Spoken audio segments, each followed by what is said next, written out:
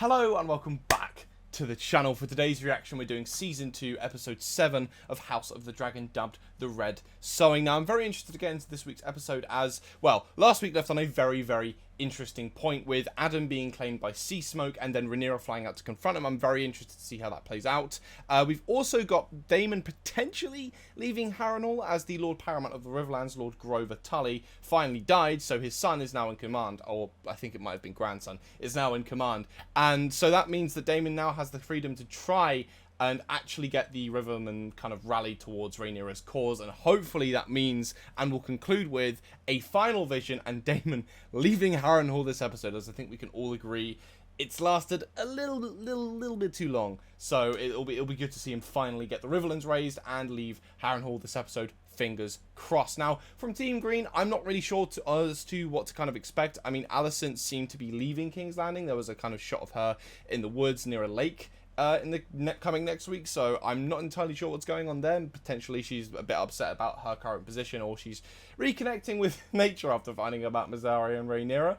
And then also Aemon supposedly is leaving King's Landing as well, as there were a couple of shots. There was one shot of him on Vhagar and another shot of him riding a horse. So I'm curious to see as where he's going to go if he's leaving King's Landing, because he is obviously serving as Prince Regent. He does kind of need to stay in King's Landing, but alas, I think I've talked for long enough. I think it's time we got into the episode, Season 2, Episode 7, The Red Sowing. Getting right into it then. I'm curious to know how Adam is going to react to all of this, because, I mean, he's all of a sudden just been taken up by a dragon, and now he's stood next to, like, the Queen of Westeros. Like, it's a bit of a... Ooh. You got to respect it. I mean, I think if you were just given a dragon, and all of a sudden you're like, now, do you want to serve someone else, or do you want to be badass on your dragon? Like, that's quite something, just to go, yeah, no, I'll serve my queen. Like, that's, I respect the loyalty there. Do you think you can get him to Dragonstone? I can try. Now, put it into first, and you just want to find the biting point. All my life. I kind of do feel for Alicent a little bit. Like, she's just been completely thrown aside. It's not... I mean, it's not great. Not to say that she's been right in her actions, by no means by saying that, but there's a degree of sympathy. The fact they have so many rats in, like, a royal palace is mental to me. Like, completely mental. I wish to go out, Sir Ricard. Rumor of the sighting of the dragon Sea Smoke. With the rider. I'm curious to know how Aemon is going to receive that news. And now you seek favour by delivering it to Prince Aemon, not mine. Lord Jasper's been an interesting kind of voice on the council. Perhaps you could deliver. I'm glad he's getting a little bit more Find favour with emphasis here. Now Jace is going to see another dragon flying back with a new rider, and he's... Yeah. I do wonder how Corlys is going to... Right, The Queen is unharmed. See, that's the thing. Myzaria's got a much more proficient knowledge of Flea Bottom and all the Targaryen bastards that are probably swimming around there. The Targaryens were known to claiming the right of first night on Dragonstone, which it's not a great thing. Aemon, I don't know. I think he's got his own kind of sense of honor, but yeah, I wouldn't call it conventional. Same with Daemon, kind of. I mean, I don't know if Corlys knows. Well done. He at least knows Alan of Hull, his brother, but I don't know if he knows that Adam is his as well. I'm not sure. Tullys are finally on the march. Only took their lord dying. Maybe Daemon will finally get a good night's sleep when he leaves. Well, that's quite the contrary of Daemon now actually accepting the term King Consort. Poor kid, he's just been thrust into a whole mess. Hopefully he's got enough knowledge to deal with it. Daemon has successively been put in his place time and time again. Daemon's pride is permanently taking beatings. I am in the end a riverman. I mean, justice. You can see it from both sides. It's the Blackwoods were told to do basically whatever they wanted to achieve their ends by Daemon, but Daemon didn't explicitly say what to do. I've been faithful. Ooh. Well, he's rectified the mistake. That should hopefully be the Riverlands at least to his service. Harrenhal is a weird place, man. Like, it's not just haunted, it's also just a bit odd. There is a goat right next to his room. Viserys, again. Interesting. With the crown, nonetheless. Crushes whoever wears it. You could certainly say that's what happened to Viserys. You always wanted it. Back in King's... Aegon managed to get out of bed. He's starting to look more like Viserys by the day. God, the burns are nasty. There is a degree of wholesomeness to Larys's devotion to Aegon. Like, it's really interesting. Devotion may be the wrong word. Loyalty is probably a better. I mean, surely he's well enough of his own mind now that he can resume... I suppose he's not well enough to permanently resume. He can't keep getting consulted, so Be more cautious. the Prince Regent is still necessary. Ships at her service in I King's thought he was Landing. going to say, Alan, by any chance, do you have a brother? Leaving the area already. Now, where's Sheep Stealer? That's the question, because I do think they're going on the route of decanonize or removing, or sorry, not including is the correct word, not including Nettles, but instead having Rhaena claim Sheep Stealer in her place. Is she just gonna go to where she found that burnt patch of sheep?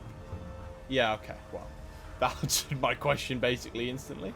And we do know Rhaena, she does still want for a dragon. They're just out camping. I mean, I kind of respect it to an extent. Just permanently living in the woods. I mean, fair enough. It's the life some people want. She's making a lot of good points, and I don't think Jace likes that. When it's viewed like that, it's understandable why he's upset. Oh, she's getting a note to Rhaenyra's handmaiden, presumably? Don't know if handmaiden's the correct term, but that's the one I've gone with. Oh, obviously Mysaria knows some Targaryen bastards that do exist in Flea Bottom, so she's just going to summon as many of them as she can and try and get them to Dragonstone. So I wonder she's not been caught yet, to be honest. I mean, I guess she's not particularly noticeable, like she wouldn't have been a prominent figure within Rhaenyra's You won't believe this. household. He's striking me like Jay from the In-Betweeners. He'll bolster claims about being a Targaryen, and then finally has that and worms away. He's just essentially been using his inheritance to try and claim free booze, and now it comes to actually doing anything else with it. Maybe not, maybe not. Seems pretty in line. Because rich men pay more to fuck a woman with silver hair. Oh! Could this be Sarah Targaryen? I think it is. I think Mysaria has become so much more useful than I think I ever thought to consider. Seems to be enjoying a little bit of peace and quiet in the wilderness, Alicent. Just gonna go for a swim.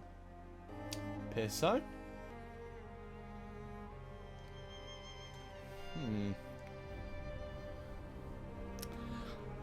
Just a bit of a swimming montage, it seems. A lot of bastards, though. A lot more than I was expecting. And probably to Jace's distaste, a lot of silver hair. The costumes this season have been phenomenal. That dress is really, really well designed. Or perhaps it's something else. At least she's giving a good disclaimer rather than just saying, you'll all be fine. Some Just of you may go in with the welcome dragon. prospect of- So she's essentially saying, by all means, just go in there and try your best to figure it out. I mean, the departure of not having the dragon keepers to assist them in this is kind of, well, it's problematic, to say the least. I think only the second time we're actually ever seeing Vermithor. We've only seen him once before. Look at that. That's a dragon. And Rhaenyra risking doing this herself is dangerous, to say the least. Question is, are we going to have someone step forward first and die, or are we going to go straight into the rider? Well, I know who the rider's going to be from Fire and Blood, but I'm curious to know if they will be the first to step forth, or someone else will die in their stead. And that is a shot and a half right there. Also, I will remark, Adam's new clothing looks very nice. Much needed improvement. Seems like a bad idea just to leave them with Vermithor, to be honest. Especially should Vermithor decide to just Dracarys them all. Oh, okay, she's going to watch at least. Right. Interesting. It's another... Yet again, it seems to be the dragon trying to claim the rider, not the other way around. I think you're going to be unlucky there, pal. Yeah.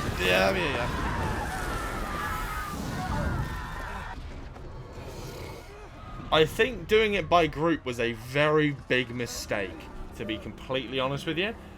By all means, trial them. Don't do them all at once, one at a time, orderly fashion, single line. Although I'm very glad that they're not just, like, making it easy. I was slightly concerned that that would be a possibility where they just go, yeah, and these allocated riders from the book will just go forth, claim them without any issue. I was kind of fearing that would be the case, as opposed to just, like, actually having a struggle and having people die that could have claimed a dragon. I don't know. Cool to get this expansion of, like, the dragon pit as well. Like, rather than just having these steps, you're actually seeing where these dragons live. It's just cool. I'm glad they're doing it. Seems to have, like, a little bit of a squeak before he breathes fire, which is interesting. I think that's the only kind of dragon that seems to have a distinguishing characteristic with that, other than Caraxes and his deviated septum. Here I am! Bollocks on him. Looks kind of like Smaug from that angle, like with the design of by the eye. That is admirable. Come on!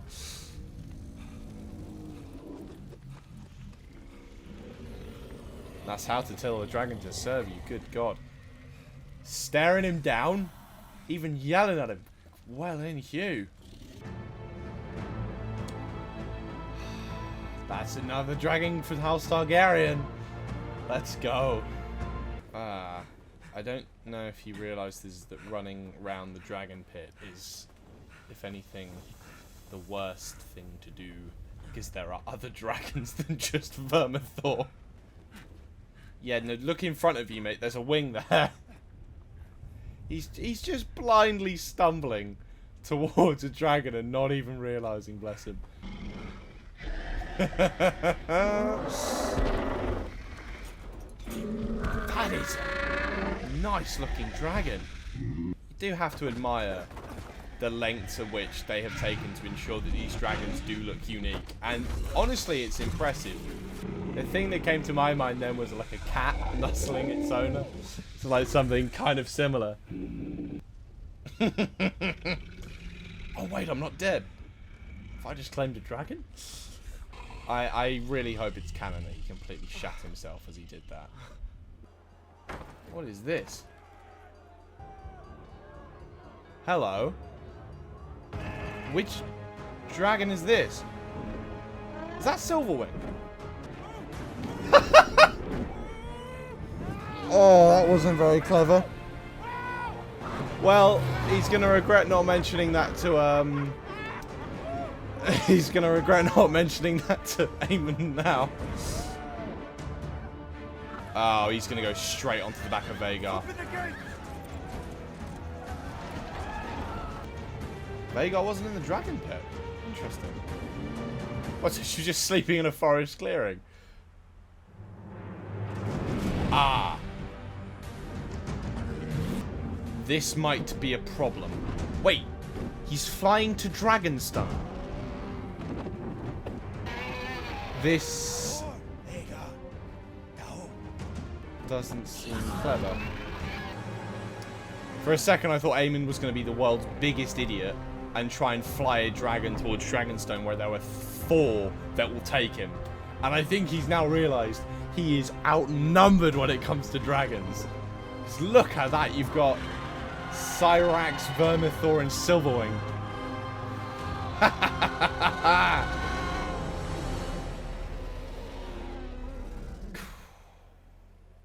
Talk about formidable. Well in. So that was episode 7. I was very, very pleasantly surprised by that episode. We now have all of our dragon seeds taken to win, with Adam of Hull taking Sea Smoke, Hugh Hammer taking Vermithor, and Ulf the White, there we go, taking Silverwing. So that is 3 new dragons for Rhaenyra's cause, which is significantly less than Aemond has currently, as I believe it has basically just come down to Aemond having Vhagar, technically Aegon and Sunfire as well, although Sunfire is pretty much out of action, and so is Aegon for that matter. You have also got Helena in Dreamfire, however, do you really imagine Helena going to war on the back of her dragon? No. And you do have Daeron and Tessarion, who will be a very, very key player going forward. And I did see a shot of him in the Coming Next Time, which I was honestly surprised to see. I didn't think we'd get introduced to Daeron until Season 3. However, it seems I've been pleasantly mistaken, and we will probably be seeing him next episode, which is really, really cool. But I do have a couple of concerns with this season of House of the Dragon. It seems to me that they've got a lot to wrap up in not a lot of time. So we've probably got, well, unless they increase the duration of the last episode, it's presumably an hour long, right? And we've got a lot to happen in that hour, and there are several events from Fire and Blood that I was expecting this season that haven't happened yet, and that kind of leads me to question how they're going to pace the show going forward, because I feel like not enough has happened this season, and it's been held back in certain ways. Daemon and Harrenhal, I feel, has been... it's a bit too much of a burden at this point. I think, by all means, having him have this conflict with Alice Rivers, kind of giving him these visions, I think that has been absolutely phenomenal. But the fact it's taken... I mean, he got there in episode 3, and we're still there in episode 7, and we will still be there in episode 8. If he does not leave Harrenhal by episode 8, I'm going to be quite disappointed with Daemon's direction this season. But again, for the most part, it was good. It also, showing Rhaena kind of going off to look for Sheepstealer, that was already the impression left by the last episode. I feel like they've not furthered anything more other than kind of confirming, yeah, she's going to go after him. What's going to be, tune in next week. Like, I feel like they could have fit more in this episode if they wanted to. And that's kind of been my ongoing kind of concern whilst going through this season. And I recall, again, when the kind of news was announced that it would be an 8-episode season, a lot of people were very much protesting that and being, well, this is where it's all going to go downhill. And I wouldn't say that this season has necessarily gone downhill. It's more the fact... it's just structured a bit odd, in my opinion, and I feel like if there are certain things that are going to happen this season, they're going to have to cram them into the next episode. And if you are interested in what I think will happen by the end of the season, do check out my predictions video. I'll have it linked in the description of this video. But yeah, it does seem, at least from the Coming Next Week, that we're going to have a lot of people on the march, a lot of kind of forces moving. So we might get some more battles next week. Who knows? I think there's a lot to do as well. I mean, Alicent also just had this kind of weird... trip into nature this episode.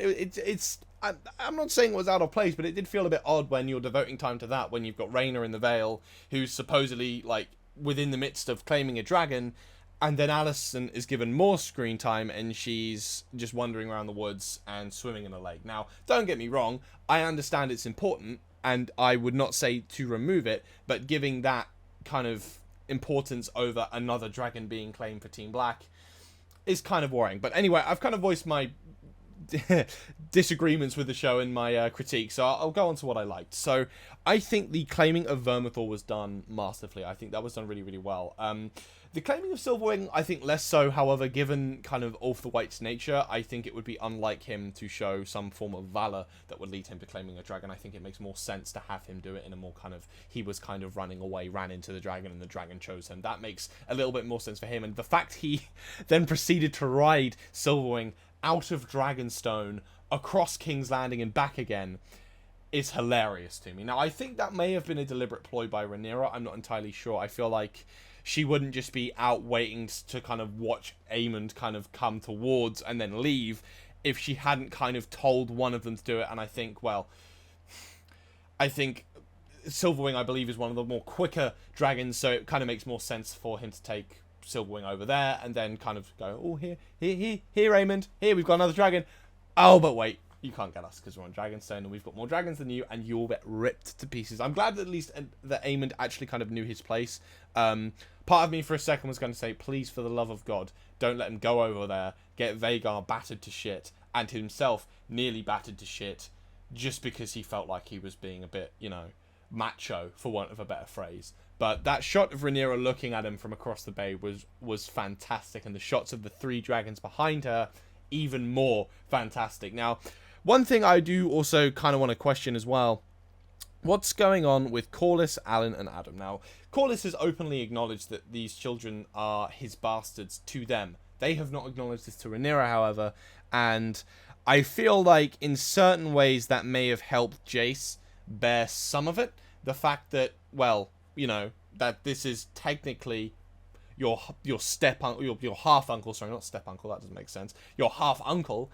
So it kind of makes a little bit more sense as to why you should be allowing him. Like Corlys's bastard seems to have more kind of prevalence, but I think Jace's concern there was very much. It was very interesting, and I'm glad they gave him the time to kind of explain why he's so against it, and honestly just give him more time, because I feel like Jace has really been pressed for screen time this season. We've barely seen him, and I thought he would be a lot more of a key player than he has been, and I think you can say the same for Baelor and Rhaena this season as well. But yeah, seeing Jace kind of explore that was really, really interesting. Now, one thing I do also want to draw attention to was the parentage of Hugh Hammer was confirmed, and that is that it was Sarah Targaryen. Now, Sarah Targaryen was a child of Jaehaerys and Alysanne. She was one of, I feel like Jaehaerys had a couple of daughters. I can't name the other daughters. Sarah was a rather famous one of the bunch because she had a bit of a... I think something... It rings a bell. She had an idea to put a pretty nasty prank on someone.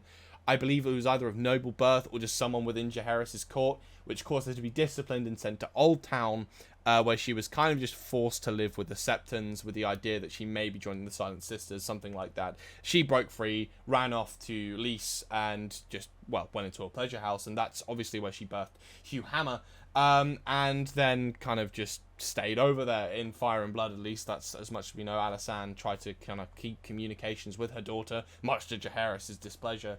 But yeah, she just kind of went over there, lived in a pleasure house, and I think it's kind of not surprising that she had bastards. How he got to Westeros, though, I am slightly curious, though, because again, Sarah did seem to kind of stay away from Westeros, so maybe he just booked passage, or Sarah gave him passage across when he wanted to do that. Who knows? But I thought that was really, really cool that they chose to give a kind of, or explain exactly who it was that was the parentage of Hugh Hammer, and they've already kind of done that with Walter White, with Balon the Brave. A lot of people didn't like the fact that it was Balon the Brave, because supposedly he had a very, very good relationship with his wife, and it was kind of a very similar to Ned Stark, Catelyn, Corlys and Rhaenys. But as you know, even with Corlys and Rhaenys had a very, very good relationship, I feel. But again, Corlys clearly did a couple of things that he was less than proud of, as he did try to hide them, I believe, at one point by Rhaenys, and Rhaenys kind of just went, yeah, no, I know who these children are. And unlike Catelyn, didn't have the kind of insinuation that it was the child's fault. Although I wouldn't say that Catelyn truly believed that, but that's a very, very different discussion. But yeah, seeing the dragons all getting claimed this episode was phenomenal, and seeing Aemond kind of being on the dragon back and going, oh, they've got more dragons than me now, was very, very satisfying to watch. But I'll go back quickly to Daemon as well. So it does seem that Daemon has at least succeeded in allying the Riverlands. That is the key thing that Daemon has set out to do at Harrenhal. I did actually forget, and I did see in the coming next slide, Sir Alfred was sent to Daemon to talk to him. It's been like 2 episodes, so I'm surprised it took that long for him to arrive at Harrenhal, like, given how quick things have been moving. Granted, I think the majority of the travel we have been seeing has been on Dragonback, so, you know, it's a little bit kind of like easier for the dragon to just quickly fly halfway across Westeros than it is for Sir Alfred to just ride his horse all the way to Harrenhal. And I assume as well, because he is outwardly declared to be on Rhaenyra's Black Council, that he can't just take, you know, the King's Road or a notable road. He has to kind of ride in secrecy to try and avoid any of the High Towers getting at him. So we know that that's next episode, and I think, or at least I hope, that will finally lead to him leaving Harrenhal, whether that to be to return to Harrenhal, not Harrenhal, Dragonstone, my bad, whether that to be to return to Dragonstone or go somewhere else, who knows. I think just getting him out of Harrenhal at this point would be the preference. But it did seem there were a couple of dragons flying around Harrenhal when he when Caraxes was kind of said now, that is entirely possible that was Daron and Vega. Well, I don't think it was Vega. I didn't look big enough to be Vega. Again, depending on who the dragons are, one of them could have been Tessarian. I very much doubt the other was Vega, but again, it could have been. I didn't really get a good look.